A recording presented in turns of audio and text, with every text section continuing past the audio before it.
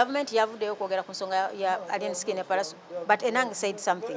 Police issued just warning that no action.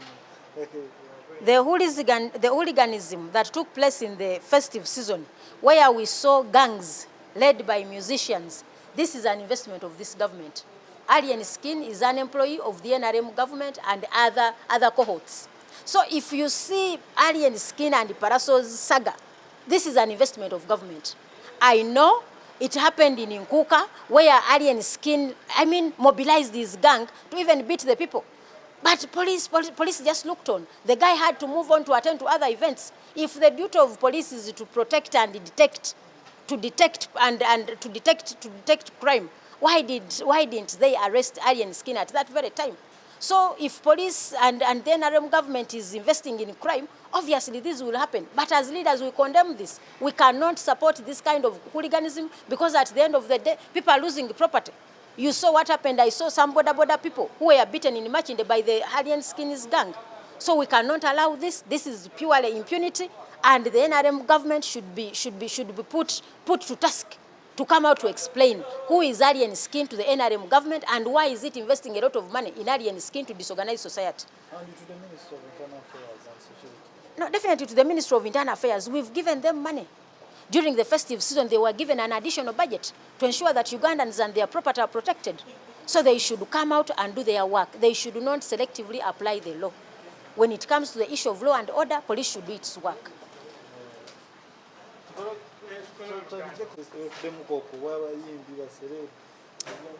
Kyannaku nnyo government erina okukuuma abantu n'ebyabwe okubanga yeeteeka ssente mu bamenyi b'amateeka.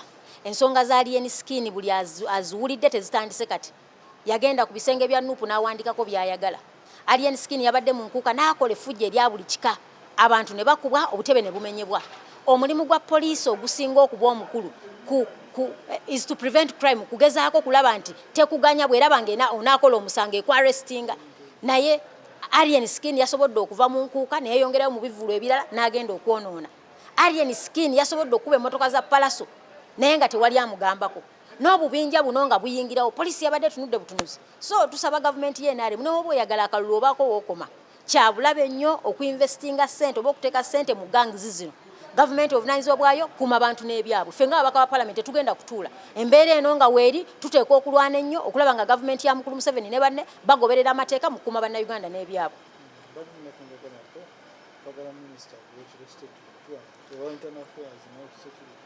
Wiiki ejja Paalamenti ekomawo nga mwenda Paalamenti ekomawo ensonga esooka ku fulo ya Paalamenti Minisita wa Internal Affairs kunnyonnyola ebyabadde mu festive season byonna ebyabaddewo Pallaso n'Allien Skin okubagana naye ng'ekyenjawulo ennyo tunnyonnyola enkolagana ya gavumenti n'Allien Skin. Enkolagana ya gavumenti n'Allien Skin Minisita wa Internal Affairs ateekwa ogitubuulira tumanye wa gavumenti weetandikira ne weekoma mu kupromotinga obumenyi bw'amateeka.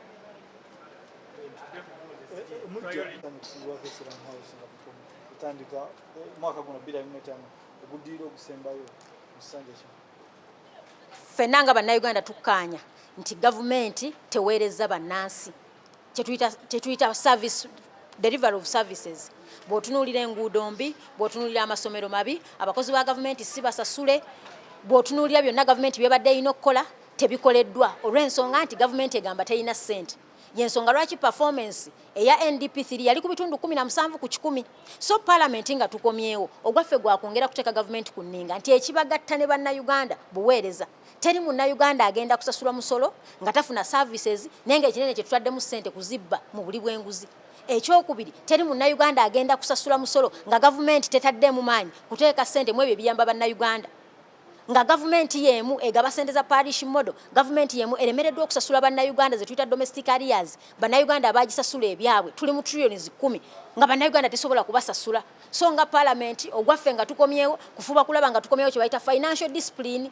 Gavumenti eteeke ssente mu biyamba bannayuganda nkimanyi nti luno olusozi gwambalagadde kuba Paalamenti tekyalina maanyi, Paalamenti tekyalina buyinza, obuyinza Mukulu Museveni yabutwala yensonga lwaki muyisa budget omukulu n'agikomyawo. Naye ogwaffe nga oludda oluwabula gavumenti tugenda gukola, tugenda kugibulya kyerina okukola, ebisigadde tubirekere Mukulu Museveni ne banne. Naye nga nvumirira ne sekuvumirira yenna okukwata ssente z'omuwoomusolo okuziteeka mu bitayamba bannayuganda. Toyinza kuleeta National Development Plan ne budget framework paper ku lunaku n'olumu nolowooza nti oyambye eggwanga ogenda mu maaso.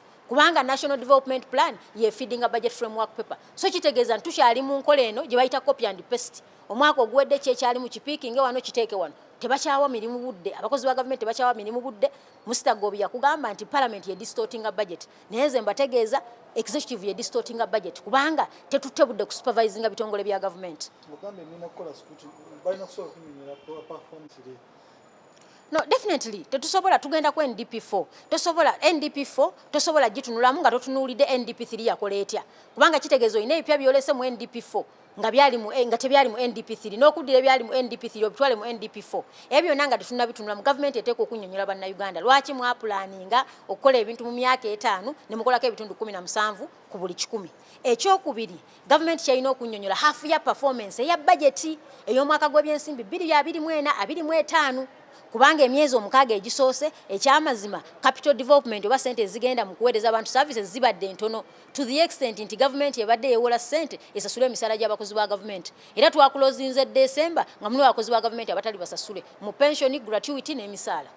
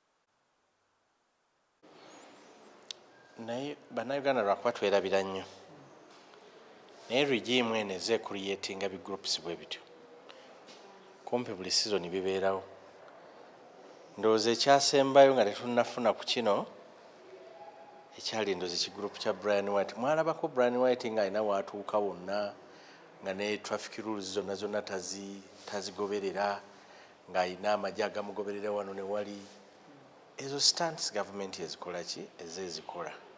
At this time around they are using the artists okulaba nti waliwo bwe bafuula nti bakitalo nnyo ne bwe bamenya amateeka.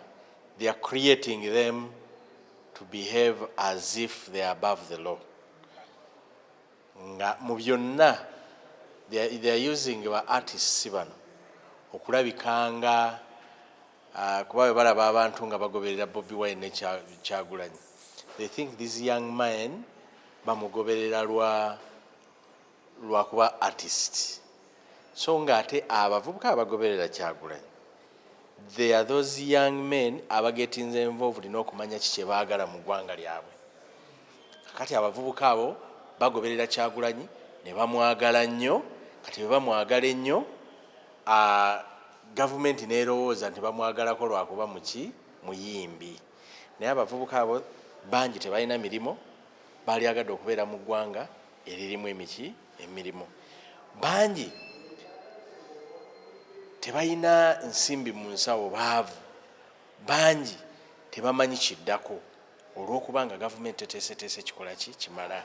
Bwe balaba omuntu nga Bobi Wine avaayo n'ayogera ku those critical issues, bamweyerako ne balowooza lino ly'essuubi lyabwe, era bamulabanga essuubi lyabwe okulaba nga nabo basobola okweyagalira mu Uganda. Kati gavumenti kyeri mu creatinga mu bubinja obumu bwe tulaba, bali mu creatinga abavubuka abatayina mulamwa, abakulaga nti kati ono yasinga okwagala okusinga ki, okusinga oli. And tujja kulaba nnyo Allien skin for this period of time ey'akalulu nga behavinga nga bwa behavinga, n'obubinja bwe nga behavinga nga bwe behavinga, naye kyemmanyi tebujja kusobola kukola impact Kyagulanyi gye yakola ku industry ya music ne Kyagulanyi gy'akoze ku nsinga eggwanga.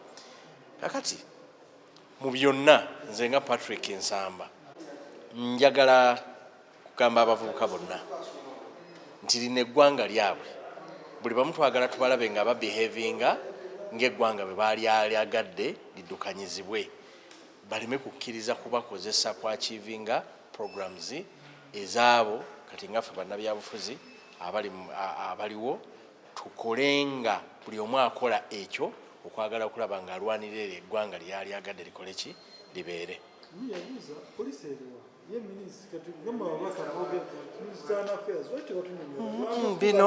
Bino nkugambye nti history omukulu lajja kwogera oluzungu.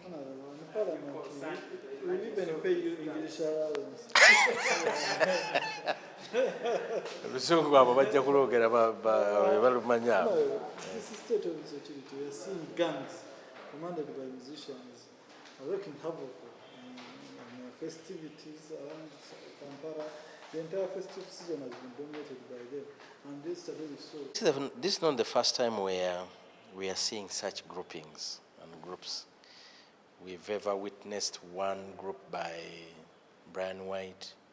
We've ever witnessed a group by Chitata.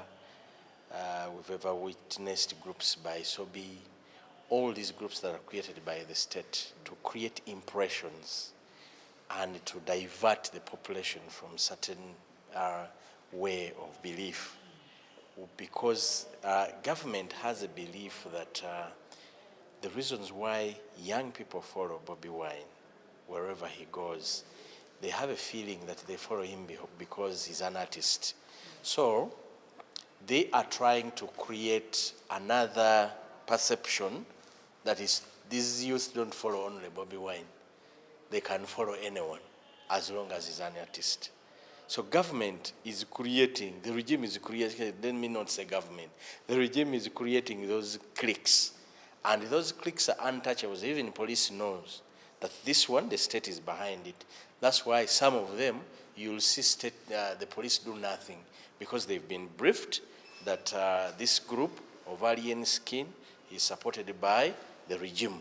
This group of so-and-so is supported by so-and-so. Now, the police remains thinking that as long as the state is aware about this. Now, the state, the regime, has failed to appreciate that the young people that follow Bobi Wine, yes, they followed him as a musician, but today, they are those that have created political awareness. They are those that have known what they would wish their country to be like. They are those that know that even in governance, we can also participate. Now, they look at Bobi Wine every time he comes up to speak about the critical issues that concern them, especially as far as joblessness is concerned, as far as poverty is concerned, as far as corruption in the country is concerned. Those that get politically aware, they follow him religiously, thinking that he is the hope. Now, the regime is trying to change and say that is not the truth. The truth, they are following him because he's a musician. You see, there is another musician they can follow.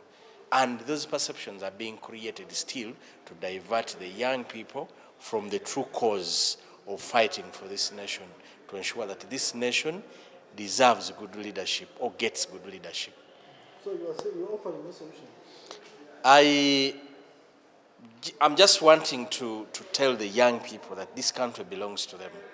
And every time they accept to be used to make those perceptions, they are the more they divert the public from following the true values, the true beliefs. Because you can ask yourself, why are they following this one? They will have no reason, but anyway they are following because this person is untouchable. They will do all the madness because they think this person is untouchable. And for me, I really want to think that the police of Uganda, we've seen you before and you've done nothing. But the more you create gangs, a time can come when you've created a way of life and people will live that way. And once you create a way of life in society like that, it becomes dangerous to the nation.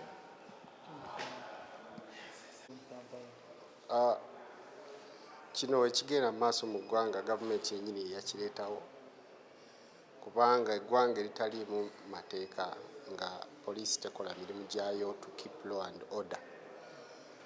Lawlessness oba obumenyi bw'amateeka bwe bubalukawo ojja kukiraba nti effujjo libadde likolebwa emirundi mingi nga poliisi yeesuulirayo gwa naggamba. Okiraba lwatu waliwo abayaaya abajja ku kitebe ekya National Unity Platform ne bakola effujjo lingi poliisi n'esirika becce wadde ne ka statement n'akamu. Kino kiba kikulaga nti poliisi eraba abamenyi b'amateeka n'etabaako kyekola. Kati of course n'abalala bakoppa. Tolaba poliisi tewali kyeyakoze luli naffe katubeeko kye twekolerawo terina kijja kukola kikola.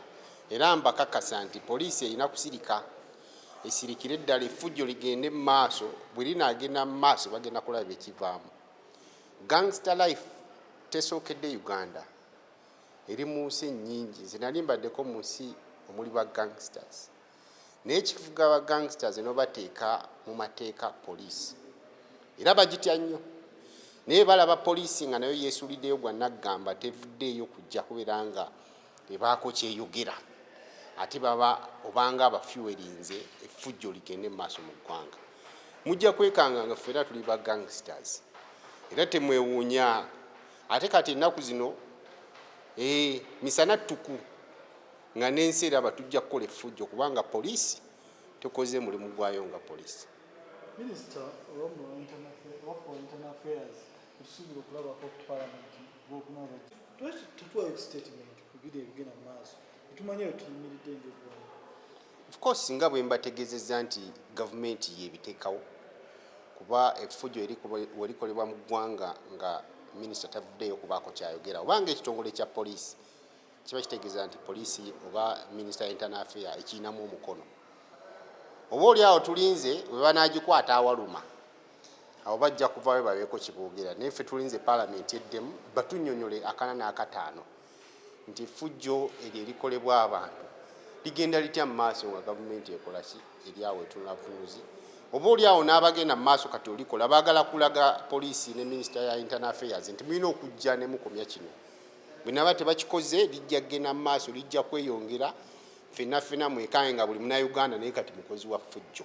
Tujja likolera ddala kubanga abalina okubeera nga bateeka amateeka mu nkola kye tuyita law and order beesuuliddeyo gwa naggamba.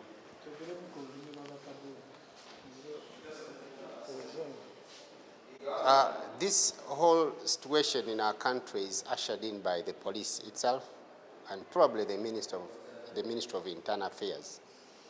In any country, you expect the police to keep law and order. And when there is no law and order, lawlessness takes over.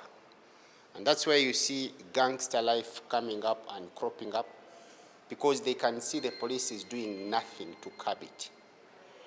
Over and over again, we have seen elements of gangster life, people destroying property, killing each other, and police has kept quiet. We expect them to keep quiet all the time because there's nothing they can do. They started this whole situation of fueling these criminal activities.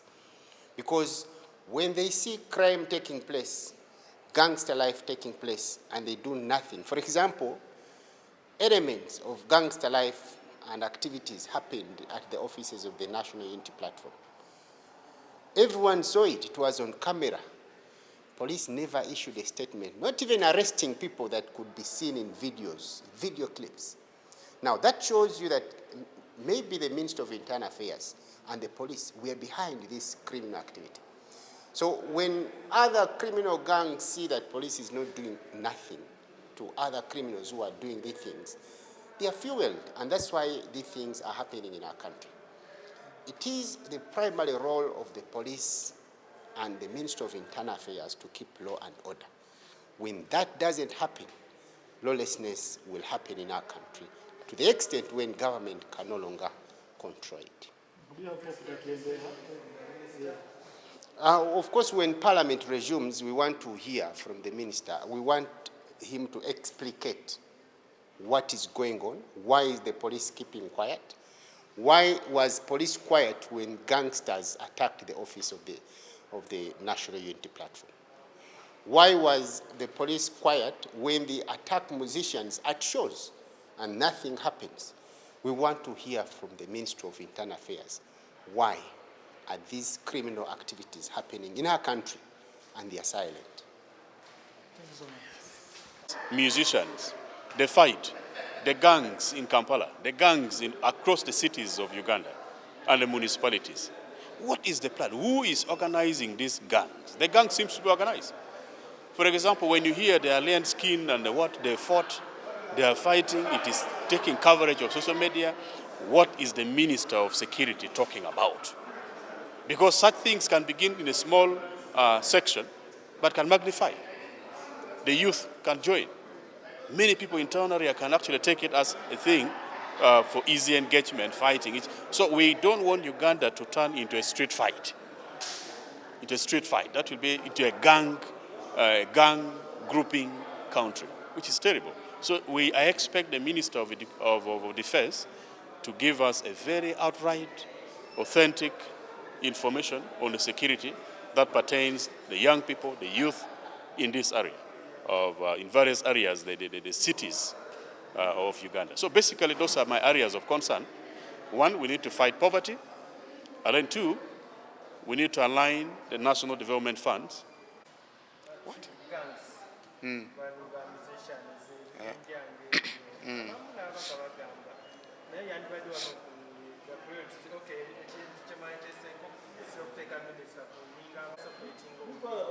Kyemala njagala mpaiti yange ekyokukwata